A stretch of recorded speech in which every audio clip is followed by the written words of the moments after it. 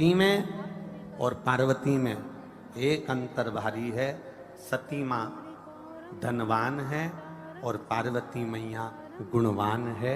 इसलिए पूरी दुनिया में जितने भी व्रत हैं, पूरी भारत की भूमि पर जितने व्रत होते हैं, कोई व्रत लक्ष्मी जी का नहीं है।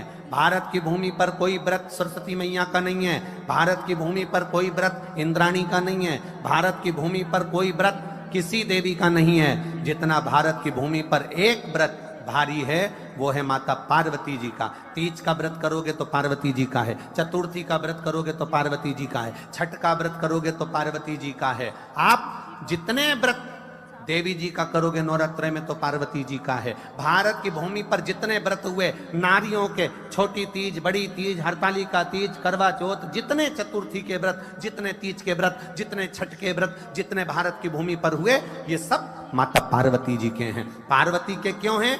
क्योंकि धनवान और गुणवान में अंतर है।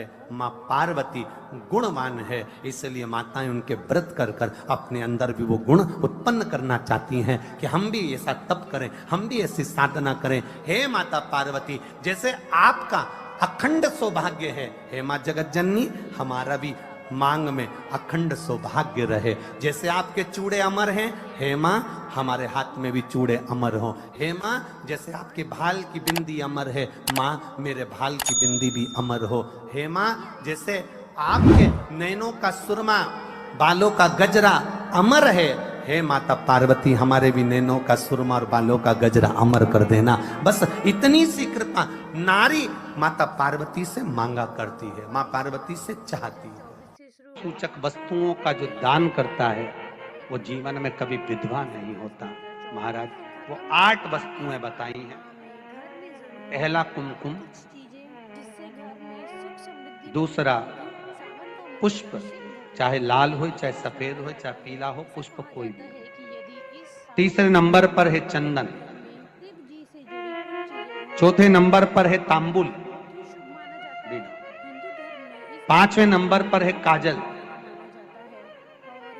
छठे नंबर पर है ईख, क्या बोलते हैं यहाँ पर ईख को, क्या बोलते हैं, गन्ना, ईख।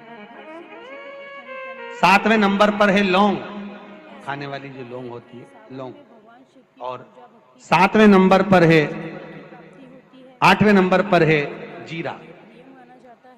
कहते हैं चैत्र महीने की तृतीया तिथि को बिना नमक का भोजन कर कर, सुबह बिना नमक का भोजन करें, एक समय फलाहार करें बिना नमक का, और तुला दान के बराबर एक पलड़े में अपन बैठकर 8 वस्तुएं तुला की रख कर जो दान दे देता है वो नारी कभी विधवा होकर नहीं जाती, 7 जन्म तक अखंड सौभाग्यवती रहती है। अखंड सौभाग्य कार्य करेंगी तो भी सौभाग्य की सामग्री देंगी। सौभाग्य की सामग्री का दान क्यों किया जाता है? सौभाग्य सूचक वस्तुओं का दान क्यों किया जाए? सौभाग्य की वस्तुएं क्यों प्रदान करी जाती है, क्यों दी जाती है? उसका कारण क्या है?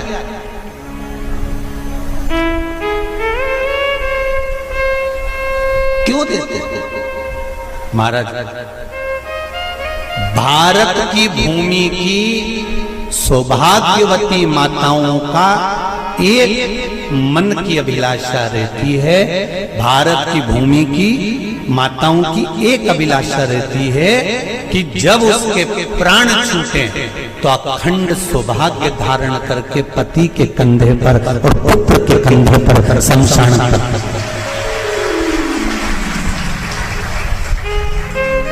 ये भारत की भूमि की माताओं की सोच, उनके मन का संकल्प, उनके मन का भाव। और विदेश की माताओं का क्या संकल्प होता है? महाराज भारत का एक संत विदेश गया और भारत के संत जब विदेश गए तो वहां पर एक मां, एक स्त्री पति की कब्र के पास में बैठकर पंखा कर रही थी। भारत के संत को बड़ा दुख हुआ, देखो हमारे यहाँ की माताएं तो पति के साथ सती हो जाती हैं। हमारे भारत की भूमि की माताएं तो पति के साथ सती हो जाती हैं, पर ये तो विदेश की माताएं तो भारत की माता से भी बढ़कर है कि पति मर गया, कब्र के अंदर है, तो भी पंखा कर रही हैं।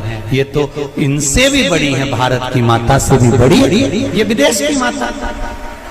तो भारत के संत से रहा नहीं गया और भारत के संत ने जाकर पूछ लिया विदेश की माता से, माँ जी एक बात बताओ, हमारे यहाँ पति के साथ पत्नी सती हो जाती है, वो प्रथम गिनती में आती है, पर तुम तो उससे भी बड़ी हो कि पति मर गया उसके बाद भी उसकी कब्र को पंखा कर रही हो। इतने में विदेश की माता ने कहा, मैं पति को पंखा नहीं कर रही, हमारे यहाँ नियम है जब तक पति की कब्र नहीं सूख जाए हम दूसरी शादी नहीं कर सकते, इसलिए पंखे से सुखा रहा।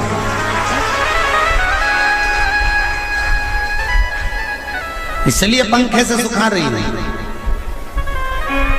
मेरे भारत की माताओं में और विदेश की माताओं में अंतर है साहब। मेरे भारत की माताएं अखंड सौभाग्य की वस्तुएं धारण कर कर अपने आप को गौरवान्वितता महसूस करती हैं, और विदेश की माताएं ये सब वस्तुएं उतार कर गौरवान्वितता महसूस करती हैं।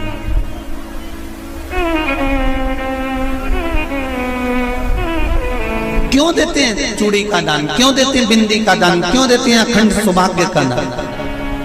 किस महाराज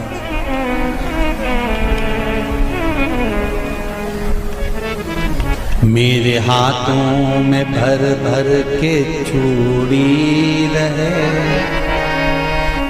मेरे हाथों में भर भर के चूड़ी, और मैया कोई काम नहीं, मेरे मस्तक पे चमकती चूनर रहे, मेरे मस्तक पे चमकती चूनर रहे, और मैया कोई काम नहीं, मेरी मांगों में भर भर के सिंदूर रहे, मेरी मांगों में भर भर के सिंदूर रहे, और मैया कोई कामना नहीं, मेरे पाँव में बिछुड़ी का जोड़ा रहे, एक बिछुड़ी नहीं, कितनी? 2, 3, 4, 5, एक एक पाँव में जोड़े से बिछुड़ी होना चाहिए, केवल एक नहीं, सिंगल नहीं।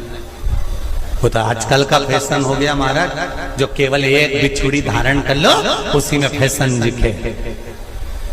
श्रावण की शिव महापुराण की कथा कहती है, जब बेटी को विदा करा जाता है और पहली बार बेटी के पांव में जब बिछुड़ी डाली जाती है, तो वो बिछुड़ी भी अलग अलग नहीं होती, उस बिछुड़ी के जोड़ को चेन से एक दूसरे से बंधा हुआ होता।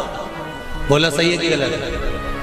जितने आस्था चैनल पर कथा सुन रहे हैं, जितने फेसबुक पर सुन रहे हैं, यूट्यूब पर सुन रहे हैं, सुन लेना कि मेरे भारत की माताओं का जब पाणी ग्रहण संस्कार किसी बेटी का होता है, उसके पांव में जब पहली बार बिछुड़ा पिनाया जाता है, बिछुड़ी पिनाई जाती है, तो वो बिछुड़ी भी एक दूसरे से बंधी हुई होती है, चेन से बंधी हुई होती है। उसको अलग अलग वाली बिछुड़ी शादी के मंडप में नहीं पहनाई जाती। क्यों? जैसे ये बिछुड़ी एक दूसरे से पांव में बंधी हुई है, तुम्हारी जिंदगी अंतिम श्वास तक ऐसी ही बंधी रहे, यही बनना चाहिए। तो अब माताओं ने थोड़ा सा फैशन चेंज कर दिया, अब पांव में ज्यादा बिछुड़ी नहीं पहनती, गड़ती है, चुभती है, एक बिछुड़ी धारण महाराज। पर नहीं, बिछुड़ी भी दो हो, जोड़े से हमारी माताएं, भारत की भूमि की जो माताएं हैं, ये चूड़ी भी हाथ में पहनती है तो जोड़े से पहनती है। बोलो जैसा सही है कि गलत है? एक अकेली चूड़ी माताएं हाथ में धारण नहीं करती।